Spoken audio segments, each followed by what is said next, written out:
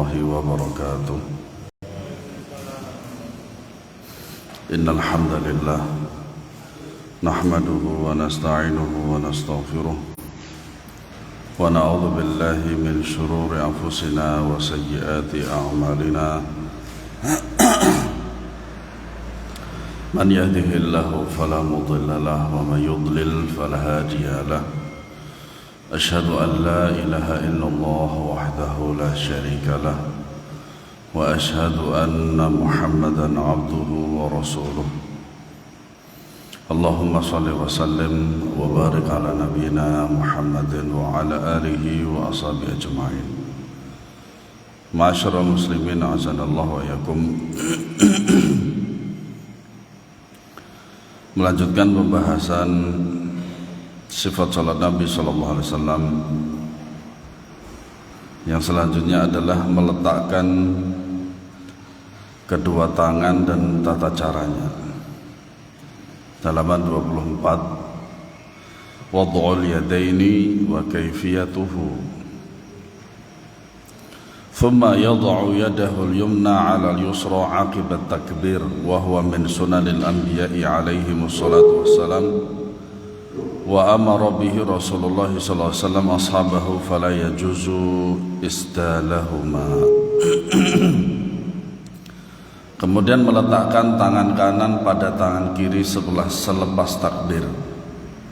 Ini termasuk sunnah para Nabi SAW alaihi wassalatu wassalam, dan Rasulullah SAW memerintahkan para sahabat untuk melakukannya, maka tidak boleh melepas kedua tangan. Jadi kita terangkan bahwasannya yang namanya takbir itu ada 3 keadaan. Keadaan yang pertama antara takbir dengan takbiratul ihram, mengangkat tangan itu bareng, Allahu Akbar. Yang kedua takbir dulu baru mengangkat tangan, Allahu Akbar, kemudian mengangkat tangan. Lihat. Yang ketiga adalah mengangkat tangan dulu bersedekap, kemudian bertakbir, Allahu Akbar. Dan itu 3 keadaan yang dibolehkan dan sesuai dengan sunnah Nabi Sallallahu Alaihi Wasallam. Nah, kita boleh melakukan ketiga-tiganya. Kemudian meletakkan kedua tangan, ya, meletakkan tangan kanan pada tangan kiri selepas takbir, ya. Nah, tata caranya juga terdapat dalam, ya, dalam subbab ini, yaitu wa yad'ul yumna 'ala dhahri kaffihi al-yusra wa 'ala ar-rasghi was-sa'idi wa taratan yuqbadu bil yumna 'ala al-yusra, yaitu meletakkan tangan kanan pada punggung telapak kiri begini, ya. Nah, kemudian juga terkadang tangan kanan menggenggam tangan kiri begini atau begini, menggenggam, ya, boleh begini, boleh begini, ya. Nah, di buku yang aslinya seperti ini juga boleh, ya, para jamaah, ya. Ummahat gak ada toh. Jadi ada 3 keadaan. Begini boleh, di atas dada, ya. Kemudian menggenggam boleh seperti ini. Begini juga boleh. Yang nggak boleh tuh begini. Ini nggak boleh.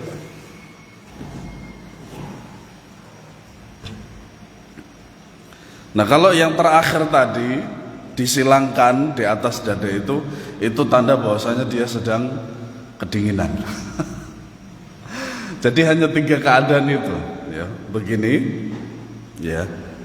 Kemudian menggenggam, ya. Entah itu begini menggenggamnya, intinya kalau tidak ada teknis, ya, tata cara yang dijelaskan secara terperinci, kita tidak perlu membebani diri untuk tanya apakah begini terserah, ya, itu bebas begini. Kemudian juga boleh begini, gitu. Nah, nanti ummahat kalau ingin lihat prakteknya nanti bisa dilihat di Facebook di Ngajuk Mengaji insyaallah ta'ala.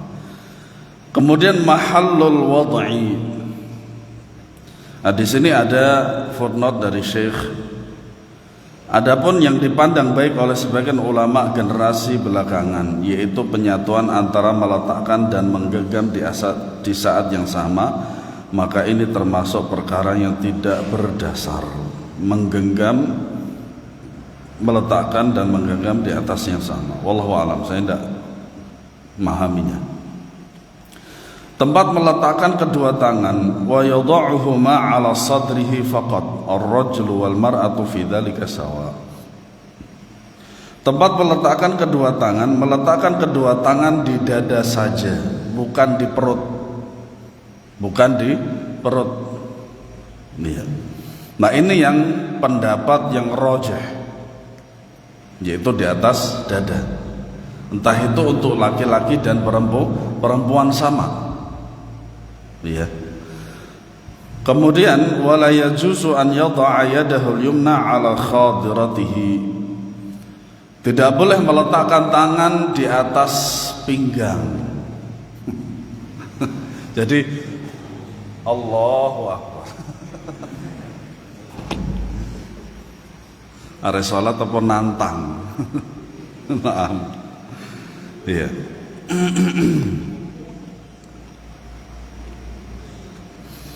Kemudian mahallul wad'i seperti itu, ya. Kemudian wal khusyu' wan nadharu ila mawdhi'is sujud. Khusyuk dan memandang ke tempat sujud. Maka di antara salah satu cara supaya mendapatkan kekhusyuan itu adalah dengan memandang tempat sujud. Itu salah satunya. Ya. Kadang pun juga yang sering saya sampaikan itu, kadang kita itu terganggu juga dengan tempat sujud juga. Misal karpetnya bagus, mahal, asli dari Turki, bahkan pesanan khusus. Terus ada tulisannya juga, biasanya di bagian bagian pinggir atau bagian yang kita berdiri di atasnya itu. Kadang juga terganggu dengan merek sarung. Nah, merek sarung kita sudah berusaha semaksimal mungkin untuk khusyuk dengan melihat sujud, terganggu dengan merek sarung. Kok apeman sarung itu? Ya, makanya sekarang mungkin sudah ada gajah berlari, enggak sekedar duduk karena sudah dilatih. Wa alaihi an yakhsha'a fi salatihi wa an yatajannaba kullama qad yulhihi anhu min zakharifi wa nuqushin fala yusalli bi hadrati ta'amin yashtahihi wala huwa yudafi'uhu al-baulu wal ghaid. Orang yang salat hendaklah salat dengan khusyuk. Ya, di antaranya dengan melihat tempat sujud. Karena memang demikian dari awal sampai akhir ya, melihat tempat sujud. Ya. Dan menjauhi segala yang dapat melalaikannya dari sholatnya, seperti hiasan-hiasan. Makanya hiasan-hiasan di masjid itu sebenarnya hukumnya makruh. Iya. Nah, kemudian jikalau ada yang mengatakan kan itu di Masjidil Haram, Masjid Nabawi demikian, bahkan Ka'bah pun juga demikian. Pertanyaannya, Masjidil Haram itu dalil atau bukan? Bukan. Masjidil Haram bukan dalil. Dalil itu dari Al-Quran dan Sunnah dan pemahaman para sahabat itu dalil. Gitu. Ya. Maka sebaiknya tidak diberi apapun yang namanya masjid itu. ya, supaya tidak mengganggu gitu. Ya. Atau ukiran-ukiran di dinding ya, biasanya kan kalau ada sebagian masjid itu tempat pengimaman itu depannya itu terdapat ukir-ukiran dari kayu dan seterusnya ya. Tidak sholat saat makanan terhidang sementara dia berhasrat kepadanya. Nabi SAW bersabda, la sholata bihadrati ta'am. Tidak dikatakan sholat sehingga dia sholat makan dahulu supaya tidak terganggu itu makanan dengan makanan sementara dia berhasrat juga ya, sementara dia berhasrat, maka jangan sholat dulu, makan dulu ya. Terkecuali sebenarnya tidak ada pengecualian di dalam hadis ini, tidak ada pengecualian. Entah sehebat apa kita untuk bisa menahan tidak makan dulu kemudian sholat itu, maka di sini tidak ada pengecualian seperti itu. Artinya apa? Isyarat dari hadis ini makan dulu supaya tenang. Karena kalau orang lapar itu resek. Antum tahu kan kenapa di atas itu korupsi ya? Karena gara-gara perut sebenarnya. Gara-gara perut. Makanya sampahnya manusia itu perut itu. Dia. Maka dalam isyarat hadis ini makan dulu baru kemudian sholat. Tidak sholat dalam keadaan menahan buang air kecil dan buang air besar. Selesaikan dulu. Kalau betul-betul kebelet ya, buang air besar atau buang air kecil, maka ditunaikan dulu ya, supaya apa, nanti sholatnya tidak terganggu dan khusyuknya tidak berkurang ya, sehingga betul-betul dia menghadap Allah Subhanahu wa ta'ala dengan sebaik-baik keadaan. Nah, wa yanzuru fi qiyamihi la mawdi'i sujudihi. Saat berdiri orang yang salat memandang ke tempat sujudnya dari awal sampai akhir menghadap tempat sujud. Iya. Wala yaltafitu yaminan wala yasaran fa innal iltifata ikhtilasun yakhtalisuhu syaitan min salatil abdi. Tidak boleh menoleh ke kanan dan ke kiri, karena menoleh adalah copetan syaitan dari salat seorang hamba. Berarti dia tidak khusyuk. Ya, berarti dia tidak khusyuk. Wala yajuzu an yarfa'a basarahu ila sama. Tidak boleh mengangkat pandangannya ke langit. Sebagian para ulama mengatakan jikalau dari awal sampai akhir salat itu dia mendongakkan mukanya atau kepalanya ke atas bukan ke tempat sujud, sebagian ulama mengatakan salatnya batal. Tapi ini tidak kuat, pendapat ini tidak kuat. Bisa hanya sampai makruh saja. Tapi memang demikian, harus dihindari untuk menghadap ke atau mendongakkan kepala, tapi harus melihat tempat sujud. Kemudian doaul istiftah. Thumma yastaftihul qira'atu bi ba'dil ad'iyati thabitati 'anil nabiy sallallahu alaihi wasallam wa hiya katsiratun. Ya. Kemudian membaca bacaan dengan membaca sebagian dari doa-doa yang diriwayatkan secara sahih dari Nabi SAW yang berjumlah banyak. Yang paling masyhur adalah Subhanakallahumma wa bihamdika wa tabaraka ismuka wa ta'ala jadduka wa la ilaha ghairuka. Di dalam kitab aslinya Syekh Al-Albani rahimahullah ta'ala menyebutkan sekitar 3-5 doa iftitah. Ya, doa iftitah, dan itu semuanya hadisnya sahih. Ya. Allahu akbar kabira walhamdulillahi katsira dan seterusnya, itu juga boleh. Ya. Karena itu sahih hadisnya. Perintah mengucapkan dari Rasulullah SAW diriwayatkan secara sahih, maka sepatutnya ia dijaga. adanya banyak bacaan di dalam sholat, ya, itu menunjukkan akan kemudahan di dalam Islam. Kalau mau simpel ya ini, subhanakallahumma wa bihamdik wa tabarakasmuk wa ta'ala jadduk wa la ilaha ghairuk. Ya. Ketika takbiratul ihram, setelah takbiratul ihram doa istiftah dengan menggunakan doa ini.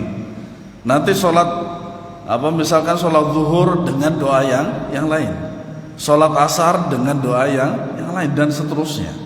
Selama hadis itu sahih, doa tersebut berasal dari hadis yang sahih, maka diamalkan. Diamalkan. Yang tidak boleh adalah doa-doa yang tidak ada dalilnya. Iya. Kemudian yang selanjutnya, bab kelima, yaitu al-qira'atu.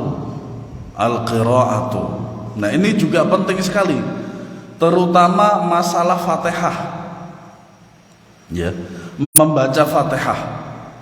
Nabi SAW ya mensyaratkan orang yang menjadi imam itu adalah aqra'uhum likitabillah, yang paling banyak hafalannya. Tidak itu saja, hafalannya banyak tapi juga bacaannya bagus. Tajwidnya amburadul, disuruh jadi imam. Nah, para jamaah, jikalau Fatihahnya ada banyak yang salah, maka sholatnya batal. Kenapa demikian? Karena Fatihah itu rukun. Iya. Maka harus betul-betul diperhatikan bacaannya itu. Bukan karena dia itu sesepuh di situ, enggak. Ketentuan dari Rasulullah SAW untuk yang menjadi imam itu adalah yang bagus bacaannya. Makanya ketika seorang itu misalkan hafal juz 30, ya, dan itu dia bisa untuk menjadi seorang imam di musholanya dia, atau ditunjuk sebagai musholla, dengan syarat sudah bagus bacaannya, sesuai dengan kaidah tajwid dan kaidah bahasa Arab. Tidak itu saja, tapi juga dia harus belajar tentang imamah. Bagaimana dia menjadi seorang imam? Ya. Bagaimana dia menjadi seorang imam masjid, imam sholat, itu dia juga harus paham. Makanya tidak mungkin di dalam sebuah masjid itu, ya, yang ditunjuk sebagai imam itu bacaannya amburadul, gak ngerti fikihnya imamah, saenake dhewe.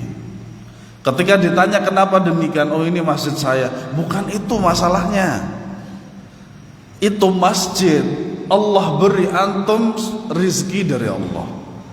Dan ini masjid Allah Subhanahu wa ta'ala, haruslah sesuai dengan ketentuan Allah. Itu masalahnya.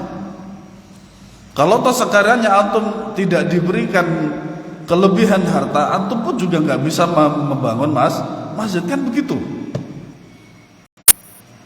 Dan ingatlah para jamaah sekalian bahwasanya seluruh masjid itu adalah rumah Allah. Maka haruslah dengan ketentuan dari Allah dan Nabi SAW. Gitu. Jikalau tidak mampu, maka silakan diwakilkan kepada orang yang mampu secara qiraah dan secara imamah. Ya. Dan menjadi imam itu juga harus mau diingatkan. Orang salah kok nggak mau diingatkan. Jangan hanya sekedar gengsi. Oh, saya tokoh masyarakat, saya harus jadi imam, tapi kok salah.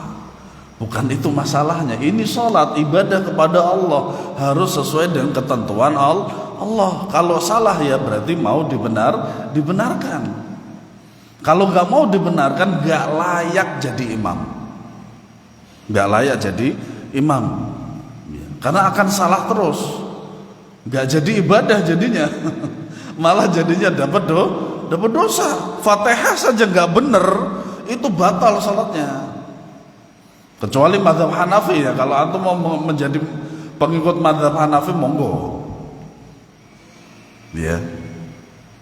Karena apa? Fatihah itu rukun. Nah. Al-qira'ah thumma yasta'idzu billahi wujuban wa ya'tham bitarkihi. Kemudian memohon perlindungan kepada Allah dari syaitan, hukumnya wajib dan meninggalkannya berdosa. Ini pendapat Syekh Al-Albani rahimahullah. Iya. Dan memang kadang kita butuh yang namanya ta'awudz. Ya, kita butuh yang namanya ta'awudz, karena ta'awudz itu salah satu cara supaya kita khusyuk.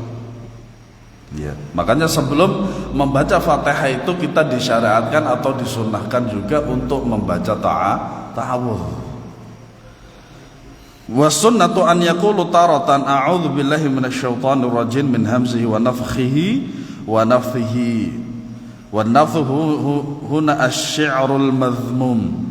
Wa taratan yaqulu a'udzu billahi as-sami'il 'alim minasyaitonir rajim ila akhirih. Thumma yaqulu sirran fil jahri was sirriyah bismillahirrahmanirrahim. Ya. Disunnahkan mengucapkan di satu waktu a'udzu billahi minasyaitonir rajim min hamzihi wa nafthihi wa nafthihi. Ya. Dan an-nafadh maknanya adalah syair yang tercela. Dan di saat lain juga mengucapkan a'udzubillahi as-sami'il 'alim minasyaitonir rajim min hamzihi wa nafthihi wa nafthihi. Atau juga ta'awudz yang sederhana a'udzubillahi minasyaitonir rajim. Itu juga boleh. Ya, jadi boleh apa namanya? Ta'awudz. Kalau menurut Syekh Al-Albani ini wajib. Ya. Kemudian mengucapkan secara pelan dalam sholat jahriyah, sholat yang bacaannya keras dikeraskan, dan atau sirriyah, sholat yang bacaannya dipelankan dengan bismillahirrahmanirrahim. Ya. Dalam mazhab Syafi'i memang dikeraskan bismillahnya, tidak disirkan, tidak dipelankan. Ya. Nah, kalau secara mazhab memang demikian, boleh dikeraskan dan boleh sir. Terutama pada sholat-sholat yang jahriyah. Sholat-sholat yang jahriyah. Sebenarnya tidak, ini bukan permasalahan yang terlalu berat sebenarnya. Ini permasalahan yang ringan. Artinya siapa yang mau membaca bismillah silahkan dengan keras, tidak juga silahkan. Tetapi bismillah juga dibaca, karena Syekh Al-Albani rahimahullah taala mengatakan bahwasanya Fatihah bismillah itu termasuk Fatihah. Itu. Dan kita pun juga kalau bermakmum di Masjidil Haram juga sama, bismillahnya itu disirkan walaupun sholatnya jahar. Ya. Dan kita pun juga mendengar imam-imam kita di masjid kita ini kan juga seperti itu, bismillahnya disirkan walaupun di sholat jahar. Kalau toh mau dijaharkan juga boleh saja, tidak masalah sebenarnya. Ini tidak hanya sekedar pendapat mazhab ya. Kemudian qiraatul Fatihah, thumma yaqra'u surat al-Fatihati bitamamiha wal basmalata binha. Wahia ruknun la tasihhu salata illa biha fayajibu 'alal a'ajimi hifdhuha. Kemudian membaca surat Al-Fatihah selengkapnya dan basmalah. Dan basmalah adalah bagian darinya. Ia adalah rukun yang salat tidak sah tanpanya.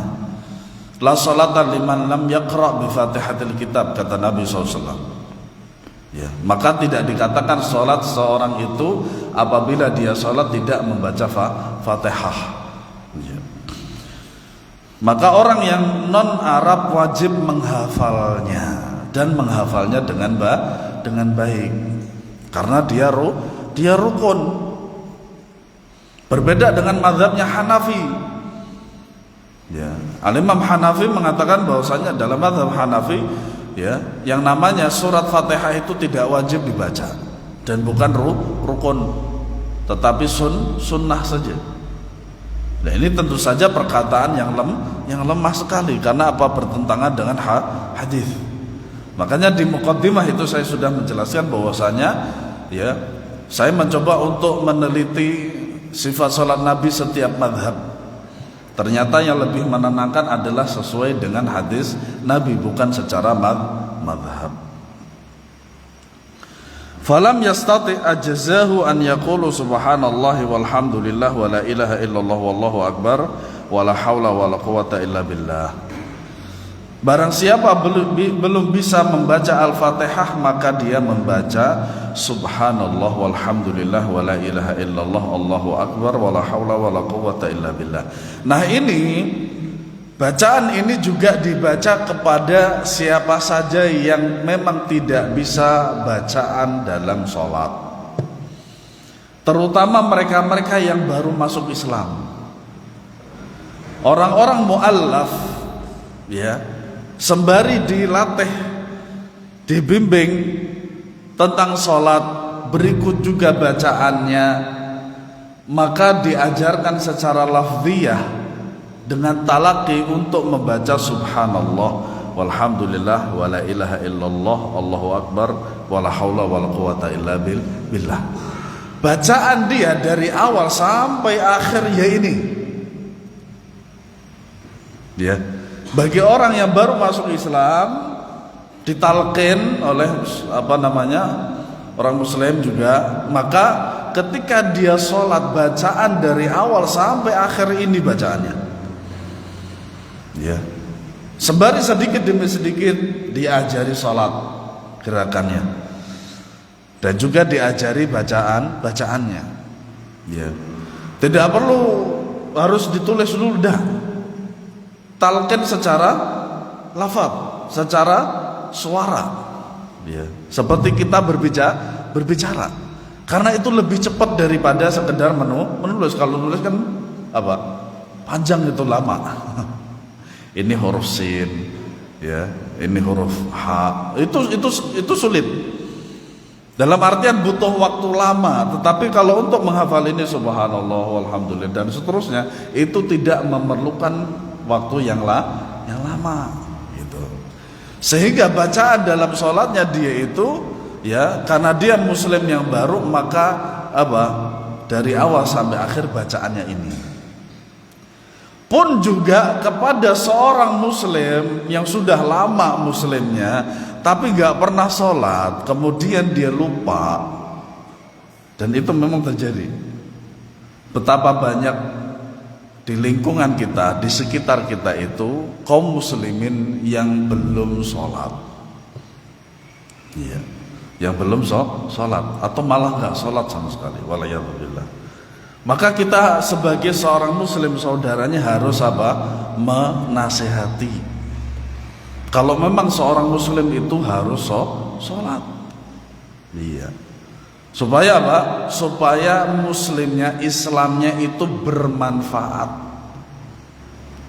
Makanya ada istilah Islam KTP, Islam tok ning KTP, tapi secara kesehariannya bukan iya. Maka ketika ada seorang muslim yang awalnya dia itu sangat jarang sekali sholat atau bahkan tidak sholat, kemudian dia sholat, alhamdulillah, kalau dia nggak hafal bacaannya juga sama ini dari awal sampai akhir, tetapi dia juga berkewajiban untuk mempelajari bacaan sholat dia. Kemudian was-sunnatu fi qira'atiha an yaqta'aha ayatan yaqifu ala ra'si kulli ayatin fayaqulu bismillahirrahmanirrahim thumma yaqif thumma yaqul alhamdulillahi rabbil alamin thumma yaqif, dan seterusnya ya. Sunnah dalam membacanya ya, pembacanya adalah membacanya ayat per ayat, berhenti pada ujung setiap ayat. Ini yang paling afdol, ini yang paling afdol ya. Membaca Al-Quran di dalam sholat itu, yang pertama istilahnya adalah qat'u kulli ayat, memotong setiap ayat. Alhamdulillahi rabbil alamin arrahmanir rahim, dan seterusnya Entah ketika kita membaca Fatihah atau membaca surat, per ayat berhenti. Ya. Yang tidak boleh adalah membaca akhir ayat dengan bismillah. Waladdallin, bismillahirrahmanirrahim. Ini tidak boleh, haram hukumnya. Kenapa demikian? Karena dikhawatirkan bismillah itu akan menjadi bagian dari ayat tersebut dan menjadi akhir ayat. Nah, ini yang tidak boleh. Ya. Kalau mau menyambung mungkin paling maksimal wallahu alam 3 ayat. 3 ayat itu paling maksimal untuk bisa menyambung surat ayat di dalam Al-Qur'an, di dalam salat. Ya. Nah, demikian bacaan Nabi SAW seluruhnya. Beliau berhenti di ujung setiap ayat dan tidak menyambungnya dengan ayat sesudahnya sekalipun masih berkenaan dengan maknanya. Ya. Nah, kemudian wa yajuzu qira'atuha maliki dengan maliki. Nah, ini biasanya berkenaan dengan qiraah para imam. Ya. Qiraah dengan beberapa imam. Makanya antara orang Jawa dengan orang Sunda dan orang suku-suku itu, maka dibolehkan di dalam membaca itu menurut bahasa mereka. Misal orang Jawa sudah terbiasa membaca O, sehingga ketika dia membaca Bismillahirrahmanirrahim. Orang Sunda biasanya baca Bismillahirrahmanirrahim. Boleh tidak? Boleh. Makanya qiraah itu ada 10. Ya, ada 10. Yang paling masyhur, yang sering kita dengar itu adalah Hafs. Bacaannya Hafs dari Asim. Ya, kalau antum sering mendengar yang barusan kita dengar ketika subuh, maghrib, isya dan seterusnya, itu bacaannya Hafs. Kemudian juga bacaannya Warsh an Nafi'. Misalkan sabbihisma rabbikal a'la. Kalau Hafs kan sabbihisma rabbikal a'la. Ya. Nah, kalau Warsh itu sabbihisma rabbikal a'la. Dan boleh. Makanya setiap daurah dengan masyayikh Saudi Arabia itu, di antara yang pernah saya ikuti tahun 2017 kalau nggak salah, di sebuah pesantren di Banten. Ya, di Banten atau di mana saya lupa, di Jawa Barat, intinya di Jawa Barat. Nah, kemudian di antara guru qiraah itu adalah Syekh Musa Al-Luqmani. Syekh Musa Al-Luqmani. Beliau adalah salah satu guru besar qiraah di Universitas Makkah Al-Mukarramah Ummul Qura. Jadi setiap maghrib, isya, subuh itu beliau selalu membaca ayat itu berbeda bacaan. Dan paling minimal beliau itu membaca itu riwayat Hafs. Jadi dalam 5 hari itu, daurah 5 hari itu, beliau itu membaca Hafs itu cuma 2 kali. Selebihnya dari Al-Kisai, Ibnu Katsir, Warsh an-Nafi' dan seterusnya, qiraah yang 10. Sekaligus itu juga sebagai praktek daripada apa yang beliau sampaikan kepada kita.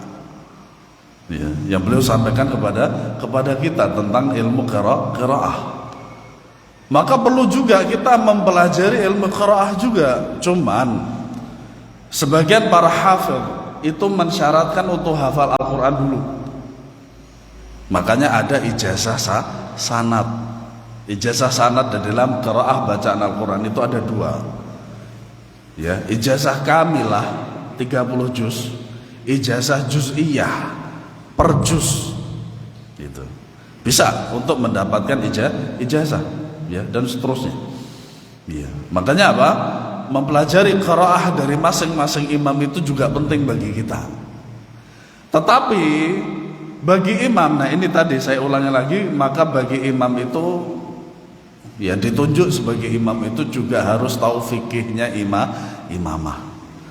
Ya, ketika antum ingin membaca warsh misalkan, maka antum beritahukan kepada jamaah. Nah ini hukumnya juga sama ketika antum ingin membaca surat sajadah. Kenapa demikian? Karena khawatir nanti misalkan ummahat yang tidak bisa melihat makmum di paling belakang atau bahkan imam itu nanti salah dalam memahami. Ya. Makanya perlunya diinfokan para jamaah, nanti setelah saya membaca surat ayat ini, nanti kita akan sujud yang disebut dengan sujud tilawah. Ya. Setelah itu kita berdiri lagi, setelah itu saya melanjutkan bacaannya. Betapa sering saya mendapati hal seperti itu, sang imam tidak memberitahukan kepada makmum, akhirnya makmumnya salah. Dikira selesai membaca ayat kemudian sujud, yang sujud itu adalah sujud rakaat bukan sujud tilawah, akhirnya mereka salah. Yang dosa siapa? Ya imamnya. Ya imamnya. Maka tidak hanya sekedar tahu hafal Al-Quran, tetapi juga harus tahu ilmu imamah. Begitu juga ketika kita membaca warsh misalkan, atau Al-Kisai, atau yang wadduhi wal-laili idza sajid dan seterusnya, kita harus beritahukan kepada makmum dulu. Khawatir nanti dia akan terjadi suudzon, prasangka, sehingga dia menganggap oh ini imamnya tidak tahu, tidak faham. Padahal imamnya faham, tapi tidak memberitahukan kepada makmum. Harus begitu. Ya. Supaya nanti tidak ada kesalahan di dalam makmum. Kemudian boleh membaca maliki dengan maliki. Nah ini berdasarkan dengan qiraah sabah atau qiraah ashrah. Boleh-boleh saja. Nah monggo bagi antum yang sudah diberikan kemudahan hafal 30 juz mempelajari qiraah ini. Ya. Paling tidak mungkin yang saya rekomendasikan itu di Yogyakarta bersama Syekh Abdul Karim Al-Jazairi. Ya, kalau di Jakarta biasanya Ustadz Aiman Abdillah, tapi beliau kalau tidak salah sudah keluar dari Jawa, mungkin di Sumatera beliau. Wallahu alam, saya lupa. Ya. Atau Syekh Malik Husain Sya'ban. Sebenarnya saya juga pengen mengundang beliau. Semoga nanti suatu saat ya bisa mengundang beliau dan kita belajar qiraah sama beliau. Karena memang beliau doktor Al-Quran dari Madinah. Selain beliau belajar dengan Syekh Albani rahimahullah ta'ala, beliau juga lulusan Universitas Islam Madinah dalam bidang Al-Quran. Al-qiraah ba'da al-Fatihah, al-qiraatul muqtadi laha, bacaan makmum terhadap surat Al-Fatihah. Wa yajibu 'alal muqtadi an yaqra'aha wara al-imami fi sirriyah. Wa fil jahriyati aidan an lam yasma' qira'at al-imam aw saqata hadha ba'da faraghi minha saqtatan liyatamakana fiha al-muqtadi min qira'atiha wa in kunna nara anna hadha suquta lam yuthbat fi sunnah. Makmum wajib membaca Al-Fatihah di belakang imam dalam salat sirriyah. Adapun dalam salat jahriyah ya, maka dia membacanya bila tidak mendengar bacaan imam. Ini fikihnya Syekh Al-Albani rahimahullahu ta'ala. Karena sebagian pendapat bahwasanya membaca Al-Fatihah itu wajib bagi imam dan makmum. Ya.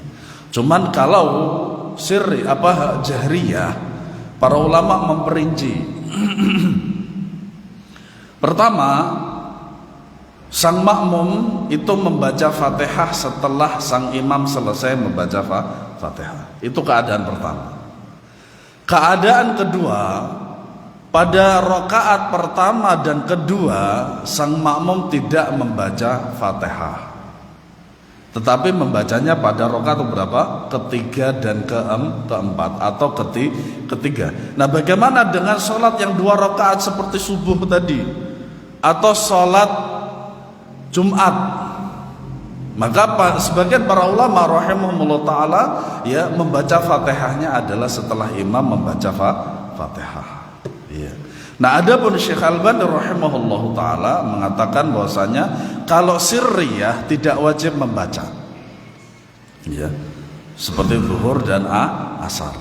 Nah, kalau jahriyah maka kata beliau itu apabila tidak mendengar bacaan imam maka apa? Maka sang makmum itu membaca Fatihah atau imam diam sesaat sesudah membacanya agar makmum bisa membacanya, sekalipun kami berpendapat bahwa diam ini tidak memiliki dasar dalam sunnah. Nah, inilah diantara kejujuran seorang ulama. Kejujuran seorang ulama. Seorang ulama, seorang dai, seorang ahli ilmu harus jujur. Ya, harus jujur. Terutama jikalau dia membawa pendapat mazhab, ya, atau dia mengaku sebagai ahli ilmu, harus jujur. Makanya Syekh Albani mengatakan bahwasanya di sini diam itu tidak memiliki dasar. Makanya jumhur ulama mengatakan boleh membaca Fatihah dalam sirriyah dan jahriyah itu setelah imam membaca Fatihah. Ya. Kemudian al-qira'atu ba'dal Fatihati, bacaan sesudah al-Fatihah. Wa yusanna an yaqra'a ba'dal Fatihati suratan ukhra hatta fi salatil janazah aw ba'dil ayatu fi raka'atainil ulayaini. Setelah membaca al-Fatihah disunnahkan membaca surat lain termasuk dalam salat janazah. Masya Allah, baru kita tahu salat jenazah boleh membaca surat, walaupun jumhur mengatakan tidak, artinya cukup dengan Fatihah saja. Atau sebagian dari ayat-ayat pada 2 rakaat pertama, ya, pada 2 rakaat pertama. Kemudian wa yutilul qira'ata ba'daha wa yutilul qira'atu ba'daha ahyanan wa yaqsuruha ahyanan li'aridi safarin aw su'alin aw maradin aw buka'i sabiyyin. Memanjangkan bacaan sesudah Al-Fatihah di satu waktu dan memendekkannya di waktu yang lain karena dan ada hal insidentil seperti safar, batuk, sakit dan tangisan anak-anak. Baik. Ini masalah bacaan surat setelah membaca Fatihah. Di dalam riwayat Mu'adz bin Jabal, dan ini kita bisa ambil fikihnya nanti insyaallah taala. Mu'adz bin Jabal radhiyallahu anhu ketika beliau menjadi imam di kalangan kaum muslimin pada sahabat waktu itu, dan ada Rasulullah SAW, beliau membaca surat panjang sekali, ya, panjang sekali, sehingga ada anak muda itu yang merasa bosan dan kemudian dia memutus dari sholat menjadi makmumnya Mu'adz. Nah, ternyata perkara tersebut sampai kepada Rasulullah SAW. Yang sebelumnya terjadi pertengkaran antara Mu'adz bin Jabal dengan pemuda tersebut. Ya, kata Mu'adz kepada si pemuda tersebut, oh ente itu gak ikhlas, ente itu bukan orang yang baik untuk menjadi makmum, dan seterusnya. Itu. Nah, ternyata cerita kisah ini, kejadian ini sampai kepada Rasulullah SAW. Apa yang dilakukan oleh Rasulullah SAW malah memarahi Mu'adz bin Jabal radhiyallahu anhu. Afattanun anta ya Mu'adz, apakah engkau akan membuat fitnah wahai Mu'adz? Ya. Maka seorang imam, sekali lagi saya katakan, ketika sudah hafal beberapa juz juga harus memahami fikih imamah. Ya. Maka makmum itu bermacam-macam, ada yang sudah tua, ada anak kecil yang senantiasa ketika waktunya dia akan nangis dan seterusnya, ada yang punya hajat yang seharusnya secepatnya dilakukan. Maka ketika menjadi imam di kaum muslimin jangan terlalu panjang. Bahkan seorang sahabat radhiyallahu anhu ya pernah sholat yang waktu itu kalau tidak salah ayatnya sekitar 30 itu dibagi menjadi 2 dalam satu sholat. Rakaat pertama dan kedua masing-masing itu entah itu yang pertama 15 ayat atau 20 ayat, kemudian sisanya rakaat kedua itu 10 ayat. Seperti itu. Kalau antum ingin membaca yang panjang, silahkan sholat sendiri, sholat sunnah. Seperti yang dilakukan oleh Rasulullah SAW, itu sholatnya beliau itu 1 rakaat membaca surat Al-Baqarah, Ali Imran, An-Nisa. Beliau membaca 1 rakaat itu 5 juz. Dan itu tidak masalah, karena apa? Beliau itu membaca sholat sendirian. Nah, kalau antum ingin memanjangkan bacaan, silahkan sholat sendiri. Walaupun masjid ini, lingkungan kita itu semuanya salafi. Karena kita tidak tahu keikhlasan seseorang. Gitu. Ya, makanya sebenarnya di dalam kitab aslinya ini bukan talkhis itu, Syekh Albani rahimahullah taala itu sudah memperinci. Jadi rakaat pertama surat ini, boleh ini dan seterusnya. Intinya beliau memperinci. Di sini tidak ada ya, tidak ada. Nah, kalau ingin memanjangkan bacaan surat ya, maka harus mengetahui daripada keadaan makmum. Kemudian wa takhtalifu al-qira'atu bi ikhtilafis salawat. Fal qira'atu fi salatil fajr atwalu minha fi sa'ir salawatil khams. Thumma adh-dhuhru, thumma al-'asru, thumma al-'isha'u, thumma al-maghribu ghaliban. Bacaan berbeda-beda sesuai dengan perbedaan salat. Bacaan dalam salat subuh lebih panjang daripada bacaan dalam salat-salat 5 waktu yang lain.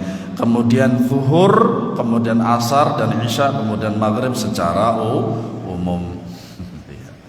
Maka yang paling panjang bacaannya adalah di dalam apa? Di dalam salat subuh. Wal qira'atu fi salatil lail atwalu min dzalika kullihi. Bacaan dalam salat malam lebih panjang daripada semua itu. Boleh tidak membaca di dalam salat itu membaca Al-Quran dengan melihat mushaf? Boleh. Bahkan pun ketika antum menjadi imam di salat tarawih pun juga boleh. Walaupun yang lebih afdal adalah bil dhahril ghaib. Boleh-boleh saja. Ya, boleh-boleh saja. Dan antum ketika menjadi makmum, sang imam membaca Al-Quran tersebut, ayat-ayat Al-Quran, kemudian antum menyimaknya dengan melihat Al-Quran, memegang mushaf, itu juga boleh. Boleh. Dan itu merupakan gerakan yang tidak membatalkan sholat. Ya. Wa sunnatu italatul qira'ati fi raka'atil ula akthar min ats-tsaniyah. Disunahkan untuk membaca dalam rakaat pertama lebih panjang dibandingkan rakaat kedua, dan ini merupakan sunnah. Syekh Albani rahimahullah menjelaskan dalam kitab aslinya demikian. Ya, rakaat pertama itu lebih panjang daripada rakaat kedua. Jangan terbalik. Wa an yaj'al al-qira'atu fil ukhrayaini aqsar min al-ulayaini qadran nisf. Ya. Disunahkan untuk membaca ya pada 2 rakaat akhir lebih pendek daripada 2 rakaat pertama, kurang lebih setengahnya. Iya. Nah, bagaimana kalau sama? Kalau sama nggak apa-apa sebenarnya, tidak masalah. Iya. Kemudian qiraatul Fatihah fi kulli raka'atin, membaca surat Fatihah dalam setiap rakaat. Wa tajibu qiraatul Fatihah fi kulli raka'atin, wajib membaca Al-Fatihah di setiap rakaat. Kalau di dalam kitab aslinya Syekh Al-Albani rahimahullah taala mengatakan setiap rakaat membaca Fatihah saja boleh. Tapi ini terutama sholat sunnah kata beliau. Jadi kalau antum sholat sendirian, sholat sunnah sendirian, Atau mungkin juga sholat fardu tapi mungkin sendirian juga karena mungkin ketiduran atau lupa dan lain sebagainya. Kalau antum ingin membaca surat Al-Fatihah saja, kata beliau boleh di kitab yang aslinya, ya, sesuai dengan isyarat juga. Nah, tetapi yang lebih afdal bagaimana? Ya, faqra'u ma tayassara minal Qur'an. Jadi setelah membaca Fatihah yaitu membaca surat pendek. Tapi kalau antum mau membaca Fatihah saja, kata beliau boleh, ya. Wa yusanna ziyadah 'alaiha fi raka'atainil akhirataini aidan ahyanan. Sunnah membaca lebih dari surat Al-Fatihah di 2 rakaat terakhir, namun kadang-kadang saja, ya. Wala tajuzu italatul imam lil qira'ati bi akthara mimma jaa'a fi sunnah fa innahu yashaqqu bidzalika ala man qad yakunu wara'ahu min rajulin kabirin fi sin aw maridin aw imra'atin laha radi'un aw dhi al-hajah. Imam tidak boleh memanjangkan bacaan lebih dari apa yang diriwayatkan dalam as-sunnah. Makanya kalau ingin tahu perincian daripada apa saja yang dibaca oleh Nabi SAW di dalam sholatnya itu, silakan ke kitab aslinya, bukan di sini. Ya, Syekh Albani memperincinya. Karena hal itu dapat memberatkan makmum-makmum yang sholat di belakangnya, yang diantara mereka ada orang yang lanjut usia, orang sakit, wanita menyusui, atau orang yang memiliki keperluan. Terkecuali jikalau sholat di masjid atau musola tersebut memang sudah terbiasa membaca bacaan panjang lama, maka kita yang harus menyesuaikan diri. Jangan sholat di situ kalau tidak mau lama-lama, ya.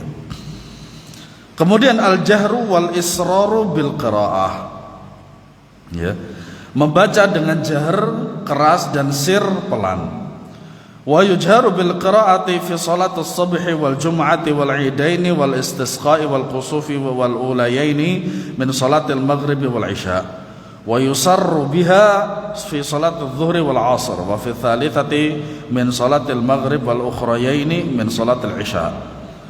Bacaan jahar dilakukan pada salat subuh, salat Jumat, Idul Fitri, Idul Adha, istisqa, salat kusuf 2 rakaat pertama dari salat maghrib dan isya. Bacaan sir dilakukan pada salat zuhur dan asar, rakaat ketiga salat maghrib dan 2 rakaat akhir salat isya. Bagaimana jikalau salat zuhur kemudian sang imam itu lupa dan kemudian dia itu membaca Fatihah atau mungkin ta'awud dan Fatihahnya dengan jahar, dengan keras. Disunahkan bagi dia dan makmum itu setelah sholat itu atau sebelum sholat itu adalah dengan sujud sahu atau sujud sahwi sebelum salam. Kalau dilakukan setelah salam itu kalau menambah rokaat, itu. Nah, wa yajuzu lil imam an yusammi'ahum al-ayata ahyanan fi sholati sirriyah. Imam sesekali boleh memperdengarkan ayat dalam sholat sirriyah. Ini ayat, bukan Fatihah. Bukan Fatihah. Tapi ini pendapat beliau, ya. Wa yajuzu lil imam wa ammal witr wa salatul lail fayusarru fiha taratan wa yajharu taratan wa yatawassatu fi raf'is shaut. Adapun salat witir dan salat malam maka terkadang dengan sir dan terkadang dengan jahar dan mengangkat suara sedang, tidak terlalu keras dan tidak terlalu pelan. Artinya apa? Bacaan salat malam tersebut bisa didengarkan oleh dia sendiri. Iya. Kemudian tartilul Quran, membaca Al-Quran dengan tartil. Wa sunnah an yurattil al-Qur'ana tartila la hadzaan wa la ajalatan bal qira'atun mufassiratun harfan wa yuzayyinul Qur'ana bi sawtihi wa yataghanna bihi fi hududil ahkamil ma'rufati 'inda ahli al-'ilmi bit tajwid wa la yataghanna bihi 'ala al-ilhanil mubtadi'ah wa la 'ala al-qawaninil musiqiyah. Ya. Disunahkan membaca Al-Quran dengan tartil, ya. Makanya di dalam tajwid itu ada istilah wa'ti kulladzi haqqin haqqahu. Berikanlah hak-hak huruf setiap ayat, ya. Bukan cepat dan tergesa-gesa.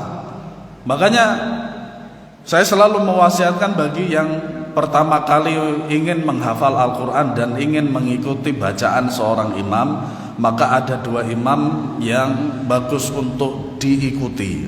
Pertama, Syekh Ali Abdurrahman Al-Hudhaifi, imam dan khatib Masjid Nabawi. Alhamdulillah anaknya namanya Ahmad juga menjadi apa? Menjadi imam Masjid Nabawi. Yang kedua, ini dikenal dengan qiraah Misriyah, qiraah Mesir, yaitu Syekh Muhammad Khalil Al-Husari. Itu paling bagus bacaannya dan paling pelan. Kalau antum ingin bacaannya yang keras, Syekh Su'ud Asyurain, yaitu bacaannya itu sangat cepat sekali. Tetapi di sini yang lebih penting adalah sesuai dengan tajwid, jangan sampai salah, ya. Akan tetapi bacaan yang jelas huruf demi huruf, ya. Menghiasi Al-Quran dengan suara, malam yataghanna bil Qur'ani falaysa minna, kata Nabi SAW. Barang siapa yang tidak menghiasi Al-Quran dengan bacaan dia, dengan suara dia, maka bukan golongan dari kami. Bukan berarti tidak dianggap muslim, tidak dianggap umatnya, enggak, bukan begitu. Artinya walaysa minna itu maknanya alhamdulillahirabbil alamin, itu tidak mengikuti aturan kami, bukan dianggap sebagai umatnya, bukan seperti itu. Nanti salah. Waduh, udah sedih kalau itu bukan umatnya Nabi Muhammad, bukan begitu pemahamannya, ya. Nah, melakukan Al-Quran, melakukannya dalam batas-batas hukum yang dikenal dengan kalangan para ulama tajwid, bukan langgam. Al-Ustaz Muammar yang kita kenal dengan qari internasional itu mengharamkan demikian, dan memang itu yang sahih. Langgam apapun di Indonesia ini tidak boleh dipakai untuk melakukan Al-Quran, ya. Makanya ada istilah mu'tabar. Jadi lagu ini, ya, corak daripada membaca Al-Quran ini yang mu'tabar, ya. Bukan melakukan menurut irama yang dibikin-bikin, dan bukan pula menurut kaidah-kaidah musik. Makanya sebagian imam kesalahannya itu biasanya apa? Terlalu mementingkan lagunya daripada tajwidnya. Ingat, membaca Fatihah kalau salah batal. Ya, batal. Terutama Fatihah biasanya itu. Makanya pernah saya menjadi makmum dan dia itu membaca Fatihah atau lagunya itu dengan lagunya Syekh Ali Abdurrahman Al-Hudhaifi. Ternyata banyak yang salah. Akhirnya saya mufaraqah. Waktu itu saya nggak dikenal siapapun di tempat situ, ya. Makanya saya nggak memberitahukan ke siapapun. Karena apa? Kadang nggak didengarkan, ya. Sehingga apa? Tidak ada manfaatnya. Kemudian al-fathu 'alal imam, ya, mengoreksi bacaan imam. Kalau menjadi imam harus mau dikoreksi, ya. Wa yusra'u lil muqtadi an yaqtadi an yataqassada al-fatha 'alal imami idza urtija 'alaihi fil qiraah, ya. Disyariatkan bagi makmum untuk mengoreksi bacaan imam manakala bacaan keliru. Yang namanya keliru itu harus mau dibenarkan, harus mau diluruskan untuk kesempurnaan sholat. Ya. Nah, kalau kita sholat kita bagus, sempurna, kan itu lebih baik, kan begitu, daripada dengan sholat yang kurang. Makanya dengan kita mempelajari sifat sholat Nabi SAW ini, supaya sholat kita itu semakin bagus, semakin sempurna, sesuai dengan tuntunan Nabi SAW. wasallam. Karena tata cara sholat itu semuanya dijelaskan melalui hadis. Di dalam ayat Al-Quran itu tidak ada, hanya sekedar rukunnya saja. Yang namanya rukun sholat itu ada ruku, menghadap kiblat, ruku, sujud, tasyahud, kemudian salam, itu sudah selesai sampai di situ saja. Yang namanya Al-Quran itu menjelaskan secara global, secara terperincinya, ya yaitu ketika ketika kita mempelajari hadis itu. Ya. Semoga Allah Subhanahu wa taala memahamkan kita dalam agamanya dan memudahkan kita dalam memahami agamanya dan menjadikan sholat kita semakin baik. Ya. Semoga bermanfaat. Wassallallahu ala nabiyyina Muhammad wa ala alihi wasallam. Subhanakallahumma bihamdika asyhadu an la ilaha illa anta astaghfiruka wa atubu ilaik. Assalamualaikum warahmatullahi wabarakatuh.